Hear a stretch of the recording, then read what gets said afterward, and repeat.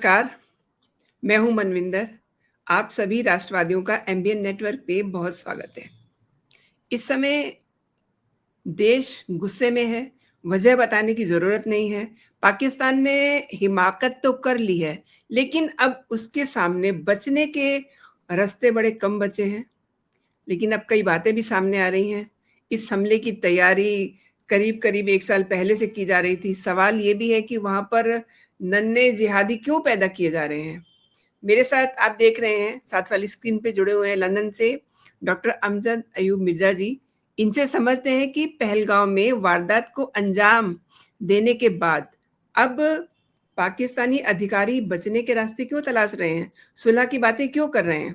Doctor साहब बहुत-बहुत स्वागत है आपका शो में। बहुत धन्यवाद मनविंदर जी, आपका शुक्रिया। आपने कहा कि पाकिस्तान गलती कर बैठा है और अब वो बीच में लोगों को डालने की कोशिश कर रहा है कि किसी तरह से कोई सुलह सफाई हो जाए। देखिए, गलती नहीं है, गलती नहीं है। गलती जो होती है वो इंसान से अगर हो तो वो दुरुस्त की जा सकती है। उसको मिस्टेक्स कैन बी करेक्टेड और फिर फ्यूचर में वो गलतियां रिपीट नहीं होती, क्योंकि आप अपनी गलती तस्लीम करते हैं। यहाँ तो पाकिस्तान का मिशन ही ये है कि हिंदुस्तान को चैन से न रहने दो, अफगानिस्तान के अंदर दबा के आतंकवाद फैलाओ, समझे कि नहीं? और दुनिया में जहां कहीं भी किसी को आतंकवाद की जरूरत है, वहां आप आतंकवादी उनको मर्सनरीज के तौर पर पेश करो, पैसा कमाओ, दैट्स इट। ये गलती नहीं है, ये एक सोची समझी मंसूबे का हिस्सा है जो माजी से चलता चला आ रहा है, जो 1947 से पहले से चलता आ रहा है। जब देश का बंटवारा ना हुआ था उस वक्त से ये सिलसिला चल रहा है।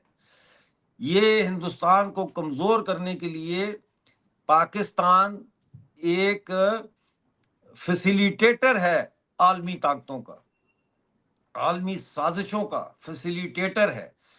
ये देश को अगर आप ऐसे देखेंगे कि ये कोई देश है, ये देश नहीं है, ये देश नहीं है, ये एक प्रॉक्सी है। मैं किसी मुल्क का नाम नहीं लेता, मैं किसी वेस्ट ईस्ट साउथ नॉर्थ का नाम नहीं लेता, समझदार लोग हैं सब।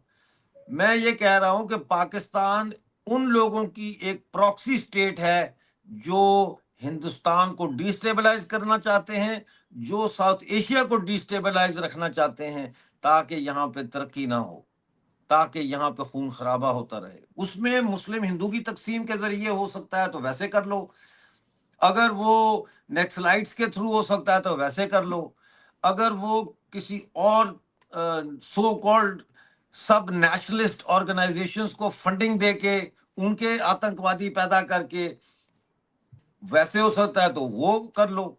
मतलब है ये ऑक्टोपस की तरह है पाकिस्तान। अब मसला ये है कि हम जब स्टूडेंट होते थे ना, मुझे याद है कॉलेज जी, में हार्मोन्स डेवलप हो रहे होते हैं। आप समझते हैं आप में बड़ी शक्ति आ गई है, यू आर, दीवार को धक्का दोगे तो दीवार भी गिर जाएगी। तो कॉलेज में लड़कों का एक और किस्म का मूड होता है, और उस दौरान हम कहते होते थे कि जहाँ कहीं झगड़ा लड़ाई होने वाली हो तो हम कहते थे, और यार चलो चपेड़े पहले, थप्पड़ पहले मारेंगे, बाद में करेंगे। तो वो यही हम होता था कॉलेजों में कि लोग लड़ पड़ते थे और मार कुटाई हो जाती थी, और बाद में सुलह के लिए वो कहते थे यार अब सुलह करा दो, सुलह करा दो, क्योंकि अंदर खौफ होता था ना कि ये अब रिटेलिएट ना करे, मार तो दिया हमने। तो यही पाकिस्तान कर रहा है। हम तो हार्मोन के उसमें से निकल आए, ग्रो आउट कर गए, मेच्योर हो गए, तो वो माजी की जो हमारी मिस्टेक्स थी उनको हमने रेक्टिफाई भी कर लिया।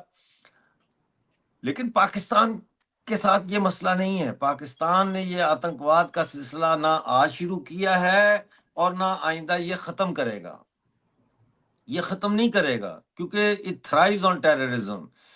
इट इसने अपने लोगों को कैद किया हुआ है, बलोच, सिंधी, इवन पंजाबी लोगों को, पीओजे के, गिलगित बल्तिस्तान, सबको कैद किया है इस सो कॉल्ड जिहादी इस्लामिक नैरेटिव के साथ। جس کو ایک دشمن کی ضرورت ہے. بغیر دشمن کے یہ نیریٹو چل نہیں سکتا. تو اس لیے پاکستان نے ہندو اور ہندوستان کو دشمن بنایا. ہندوستان کو دشمن بنایا کہ جغرافیکل جو سوورینٹی ہے اس کو خطرہ دکھا کے کہ اس کا جو جغرافیکل جو سوورینٹی ہے اس کو انڈیا سے خطرہ ہے, اور جو ریلیجس ان کی ہے سوچ اس کو خطرہ ہے ہندوازم سے. حالانکہ ہندوازم کا ان کو پنجابی میں کہتے ہیں ال ککڑ دا نہیں انہوں پتا کہ ہاں جی. ہندوازم ہے کی یہ, کیونکہ جو انہوں نے پتا ہوئے تو انہوں نے یہ بھی پتا ہوئے کہ ہندوازم جیڑا ہے وہ تے کیڑی نہیں مارن دی اجازت دیندا, وہ تے بوٹیاں نال پیار کردا ہے, پھلاں نال پیار کردا ہے, جانوراں نال پیار کردا ہے. یہ دنیا آج ویجیٹیرین بنی ہے تو سناتنی تو ہزاروں سال سے ویجیٹیرین ہے, ان کو آج پتا چلا ہے کہ ویجیٹیرین کیا ہوتا ہے. جی. آج یہ نیچر کرتے ہیں کہ انوائرمنٹ نئے نئے لفظ یہ شبد نکال کے لاتے ہیں انگریزی کے, اور ہمارے اوپر وہ روب ڈالتے ہیں کہ جی انوائرمنٹ کا ہے جی مسئلہ. او بھائی انوائرمنٹ تو ہم سے سیکھو, ہم نے دریاؤں کی پوجا کی, ہمارے ہندوستان میں پہاڑوں کی پوجا کی, چندرما کی پوجا کی, سورج کی پوجا کی. اس پوجا کا یہ مطلب نہیں ہے, اس پوجا کا مطلب یہ ہے کہ ان کو ہم نے نیچر کو امپورٹنس دی. لیکن یہ ان کو کون سمجھائے, کیونکہ یہ جاہل ہے, ان کی آنکھوں پہ پٹی بندھی ہوئی ہے. تو یہ غلطی نہیں ہے اور اس کا منہ توڑ جواب دینا پڑے گا. اگر اب نہ دیا ہندوستان نے منہ توڑ جواب تو پھر کبھی بھی نہیں دے سکے گا. آپ نے منہ توڑ جواب دینے کی بات کی ہے, اور جو اس سمے پابندیاں لگائی گئی ہیں, آپ کو معلوم ہی ہے کہ بہت ساری چیزیں اس میں کی گئی ہیں, یعنی کہ حقہ پانی بند کرنے کا پورا انتظام کر دیا ہے.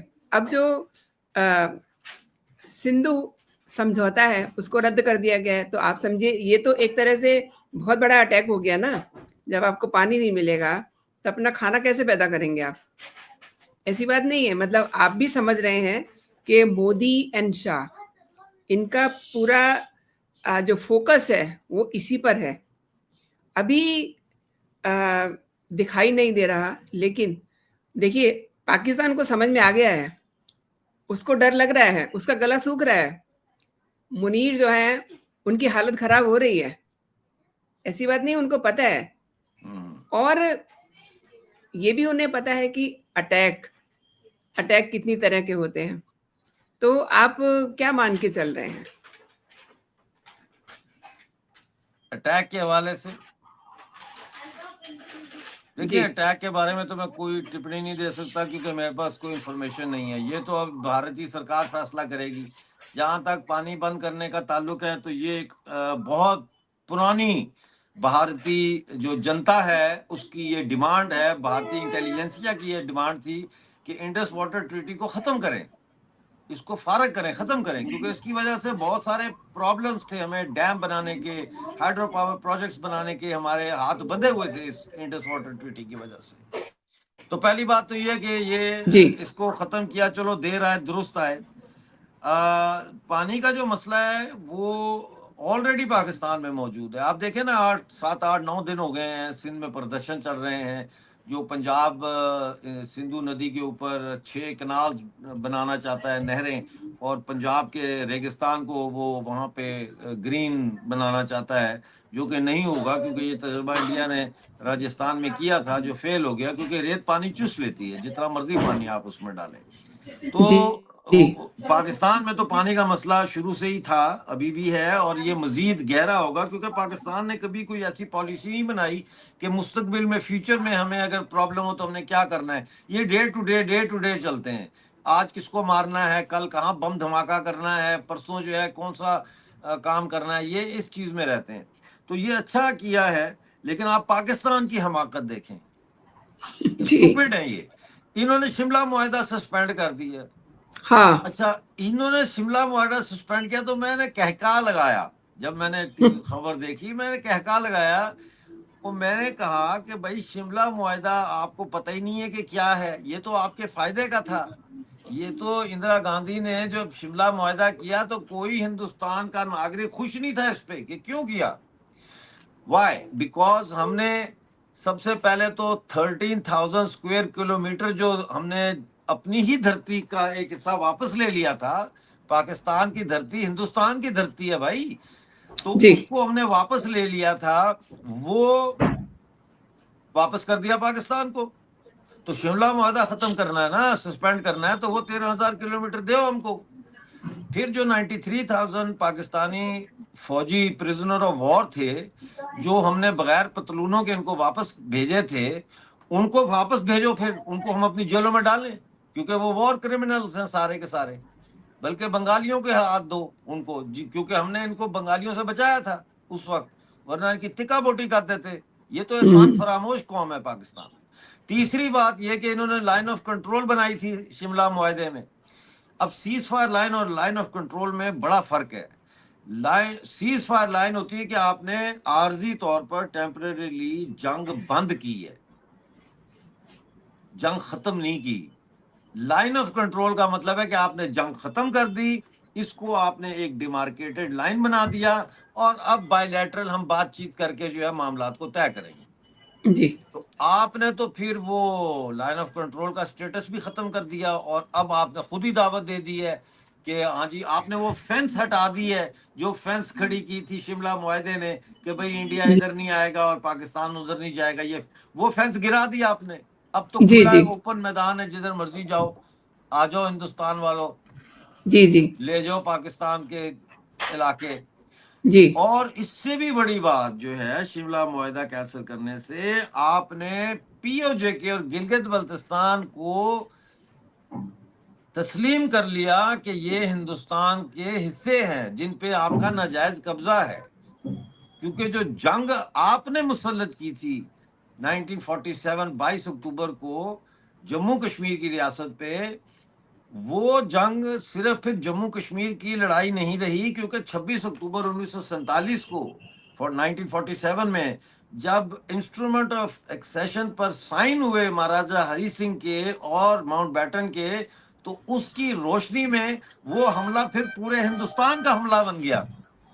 اور پھر اسی لیے ہندوستان نے تمام کمرشل فلائٹیں کینسل کر کے اور ڈومیسٹک فلائٹیں سب کچھ کینسل کر کے تمام جہاز استعمال کر کے سینا کو سری نگر پہنچایا, اور پھر آپ کو پٹائی کرتے کرتے کرتے لے گئے ہم پی او جے کے تک.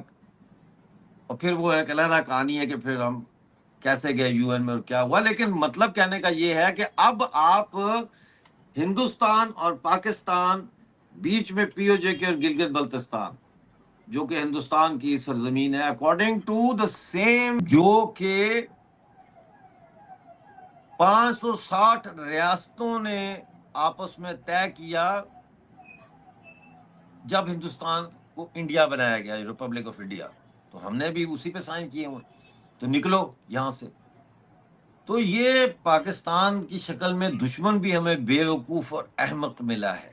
کہتے ہیں نا نادان دوست سے عقل مند دشمن بہتر ہے, تو ہمیں جی تو دشمن بھی نادان ملا, دوست بھی نادان ملے, ہر طرف نادان ہی ملے ہیں. جتنی بھی سرکاریں آئی ہیں ہندوستان میں نادان سرکاریں آئی ہیں. انہوں نے کمیونلزم کو ختم کرنے کے لیے کیا ٹھوس اقدامات اٹھائے ہیں. مسلمانوں کا سب سے بڑا اگر کوئی دشمن ہے مسلمانوں کا, تو وہ مسلمانوں کے یہ لیڈر اور نیتا اور مولوی اور مدرسے ہیں. جی یہ سب سے بڑے ان کے دشمن ہیں, اور یہ مولوی کلچر مسلمانوں کو ہندوستان میں ختم کرنا پڑے گا. یہ مولوی جو اسلام کے نام پہ روٹی کا اڈا بنا کے بیٹھے ہوئے ہیں مسجدوں کو, یہ بزنس کاروبار ختم کرنا پڑے گا. اور یہ جو مسجد کوئی سرائے نہیں ہے, مسجد کوئی ہوٹل نہیں ہے, مسجد کوئی گیسٹ ہاؤس نہیں ہے, مسجد کوئی کمیونٹی سینٹر نہیں ہے, مسجد ایک میڈیٹیشن سینٹر ہے, عبادت کی جگہ ہے جہاں لوگ جا کے اپنے اپنے تصور کے مطابق اللہ سے خدا سے ہم کلام ہونے کی کوشش کرتے ہیں, بات کرنے کی کوشش کرتے ہیں. تو مسجد کو تالا لگانا چاہیے. مسجد صرف اس ٹائم پہ کھلے جو نماز کا ٹائم ہے.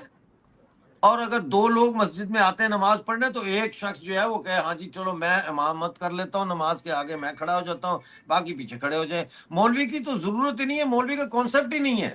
یہ انگریزوں نے مولوی کا کانسیپٹ پیدا کیا یہاں کہ ان کے صحیح کہہ رہے تنخواہ ہیں، دار ہوں گے یہ مولوی۔ جی تو جی آج یہ کس کے تنخواہ دار ہیں مجھے آپ کو بتانے کی ضرورت ہے۔ لہٰذا مسجدوں کے اوپر سے لاؤڈ سپیکر ختم کر دیے جائے۔ یہ غیر اسلامی ہے لاؤڈ سپیکر اکارڈنگ ٹو اسلام، کیونکہ میوزک غیر اسلامی ہے تو پھر لاؤڈ سپیکر بھی غیر اسلامی ہے، اس کو ویری ٹرو، ہٹایا جائے۔ اور دوسرا جو ہے مسجدوں کو صرف اس وقت کھولا جائے جب نماز کا ٹائم ہوتا ہے۔ چوکیدار ہونا چاہیے مسجد کا، جس کا کام ہو مسجد کی، بھئی تم نے صفائی کرنی ہے، صحن میں جھاڑو لگانا ہے، اندر ویکیوم کلینر سے صفائی کرنی ہے، وضو کی جگہ کو صاف رکھنا ہے، ٹائڈی رکھنا ہے، ڈس انفیکٹنٹ ڈالنا ہے ٹوائلٹ میں، اگر پنکھا خراب ہو جائے تو وہ ٹھیک کروانا ہے۔ مطلب ہے ایک اس طرح ہونا چاہیے۔ مینجمنٹ کمیٹی بھی نہیں ہونی چاہیے مسجد کی۔ What is management committee? یہ کوئی ٹرسٹ ہے؟ صرف ایک چوکیدار جس کا کام ہو اتنے بجے تالا کھولا، ہاں جی دروازہ کھول گیا، نماز پڑھو، چلے گئے تالا، دیٹس اٹ۔ اس کے بعد چوکیدار کا جو کام ہوتا ہے وہ کرے، اپنا صفائی ستھرائی کرنی ہے، کوئی اور کرنا ہے، دیٹس اٹ۔ آپ نے مسجد کے ارد گرد پورا ایک انسٹیٹیوشن آف ٹیررزم کھڑا کر دیا ہے۔ انسٹیٹیوشن آپ نے مدرسوں کے اندر جو ہے وہ پرماننٹ انڈاکٹرینیشن جو ہے وہ شروع کر دی ہے۔ پنک فلوئڈ کا گانا ہے we need no education, leave the kids alone. تو جی یہ کون کرے گا؟ اگر ہندو کرے گا تو فوراً اس کے اوپر انگلی اٹھ جائے گی کہ یہ مسلمانوں کا ویرودھ کر رہے ہیں، یہ مسلمانوں کو خراب کر رہے ہیں۔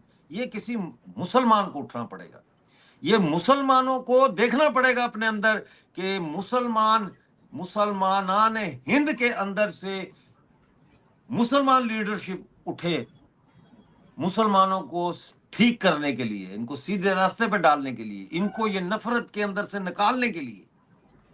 یہ ڈیتھ کلٹ بنا دیا انہوں نے، اسلام کو ڈیتھ کلٹ بنا دیا۔ جو کہتے ہیں ہمیں کیا چاہیے، وہ کہتے ہیں شہادت چاہیے۔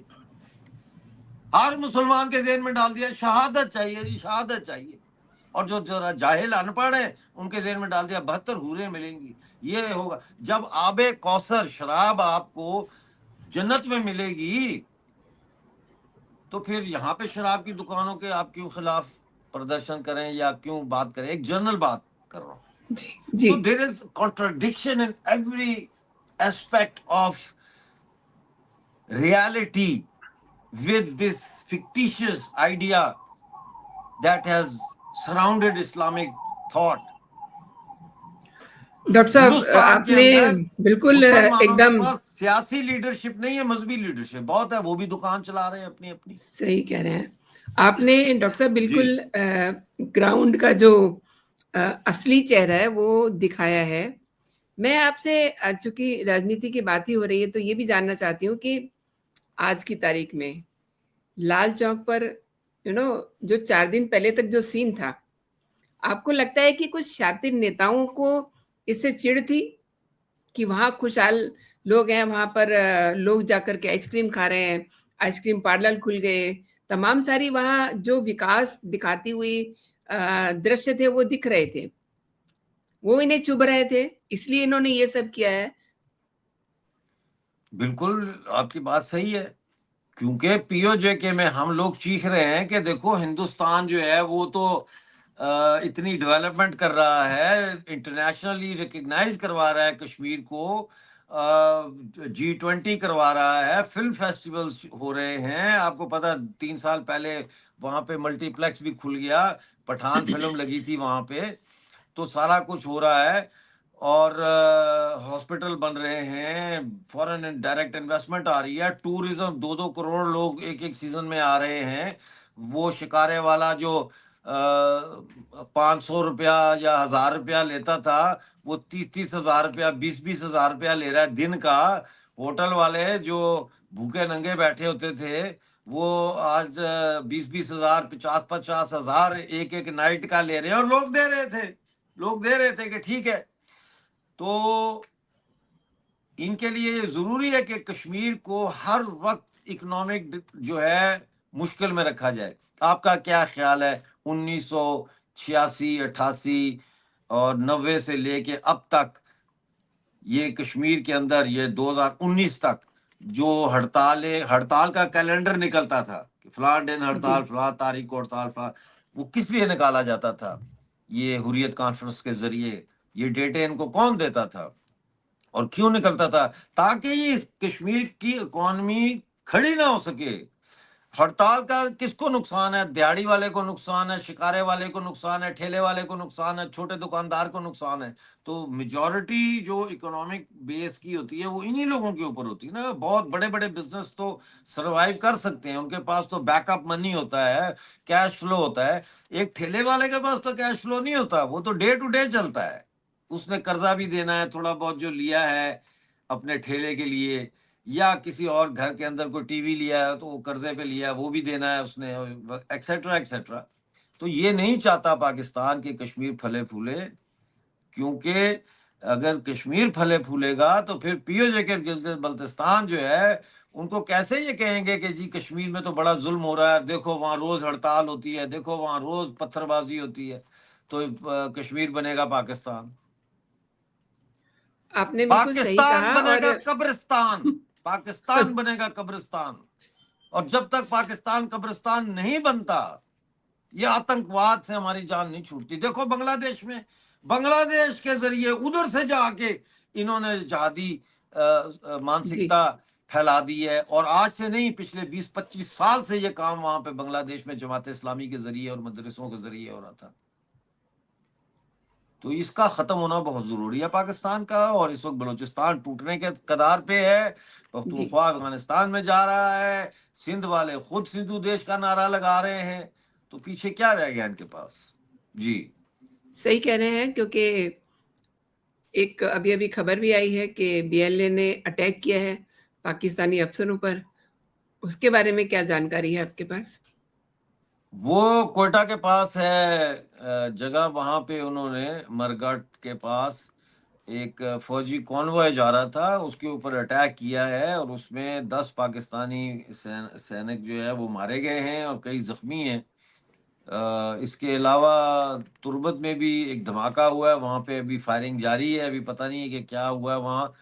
اور اسی طرح جو ہے وہ ایک اور جگہ پہ ملٹری آپریشن ہو رہا ہے. 8-9 گھر انہوں نے گھیرے میں لیے ہیں، لوٹ مار کر رہے ہیں. اب یہ لوٹ مار کر رہے ہیں، لوگوں کے گھروں میں جاتے ہیں، جیسے بنگلہ دیش بننے سے پہلے یہ جاتے تھے گھروں میں لوگوں کے آخری دنوں میں اور جا کے وہاں لوٹ مار کرتے تھے. اب یہ ایسے گھروں میں گھس کے لوٹ مار کر رہی ہے فوج. جی تو ایٹ سیریس نوٹ، جنگ اب شروع ہو گئی ہے کیا، جو اندر ہی اندر چل رہا ہے؟ ڈپینڈ کرتا ہے کہ جنگ کو آپ کیسے ڈیفائن کرتے ہیں. بارڈروں پہ تو آلریڈی گولہ باری شروع ہو گئی ہے ایل او سی کے اوپر، جس کو یہ کہتے تھے. میں تو اس کو کبھی ایل او سی کہہ دیتا ہوں کیونکہ سب کہتے ہیں، ورنہ ہم تو اس کو سیز فائر لائن کہتے ہیں. جی کیونکہ ایل او سی کہہ کے تو وہ ہمارے لیے سیلف ڈیفیٹسٹ بن جاتا ہے. ہوں تو گولہ باری تو شروع ہو گئی ہے. لیکن دیکھیں منوندر جی، بات یہ ہے، میرا یہ ماننا ہے کہ اصل جنگ جو ہے نا، اصل جنگ وہ یہ گولہ باری کی اور یہ بندوق کی جنگ نہیں ہے. اصل جنگ وہ ہے جس کی طرف میں بار بار اشارہ کرتا ہوں، اور وہ ہے لوگوں کی مانسکتا کی کچھ چینج کرنے کی جنگ. ہمیں چینج کچھ نہیں کرنا ایکچولی، یہ بھی میں غلط ہی شاید کہہ رہا ہوں، کیونکہ ہماری جو مانسکتا ہے اس کو چینج کیا جاتا ہے. ہمیں اس مانسکتا کے اوپر جو چیزیں لگی ہوئی ہیں، ایسے چپکی ہوئی ہیں، ان کو اتارنا ہے. تو اندر سے پوتر سناتنی ہندوستانی خود بخود نکل آئے گا. ہمیں کچھ چینج کرنے کی ضرورت نہیں. چینج تو یہ کر رہے ہیں نا، دیکھیں نا، جی یہ کہہ رہے ہیں نا کہ ہندو اور مسلم دو علیحدہ لوگ ہیں، اور یہ کہہ رہے ہیں نا کہ جہاد ہونا چاہیے، اور یہ کہہ رہے ہیں کہ جو ہے وہ جہاد فی سبیل اللہ، اللہ کی راہ میں جہاد کرو، اور یہ کہہ رہے ہیں نا کہ ہندو کو مارنا ہے. اور یہ چیزیں تو یہ انڈوکٹرینیٹ کر رہے ہیں نا اس معصوم دماغ کے اندر، جس کو معصوم دماغ کے اندر یہ جب چیزیں پڑ جاتی ہیں تو پھر وہ معصوم نہیں رہتا، پھر وہ آتنکوادی بن جاتا ہے، پھر وہ پرپیچول ہیٹ کے اس میں رہتا ہے. چاہے وہ منہ سے مسکرا رہا ہوگا لیکن اندر سے وہ نفرت کر رہا ہوگا. تو یہ مانسکتا کے خلاف ہمیں اب بھارت میں لڑائی لڑنی ہے. اور میں نے ایک نیا چینل شروع کیا ہے, سرکشت ہند. ابھی ایک ہی پروگرام کیا, میں آپ کو بلاؤں گا اس پہ بھی. اس کا مقصد ہی یہ جی ہے کہ جی آؤ یار, پھر ایک دفعہ لڑ لو, پھر آ جاؤ میدان میں, پھر آ جاؤ, پھر دیکھ لیتے ہیں کہ ستیہ کیا ہے اور سچ کیا ہے اور جھوٹ کیا ہے. پھر آ جاؤ, پھر ہم کب تک اپیزمنٹ کرتے رہے ہیں. اپیزمنٹ ختم, اس کو ختم کیا جائے. آؤ میدان میں, ہم بھی دو ہاتھ کرتے ہیں, ہم بھی ہندو پرکھوں کی اولادیں ہیں. آؤ پھر دیکھتے ہیں کیا ہوتا ہے.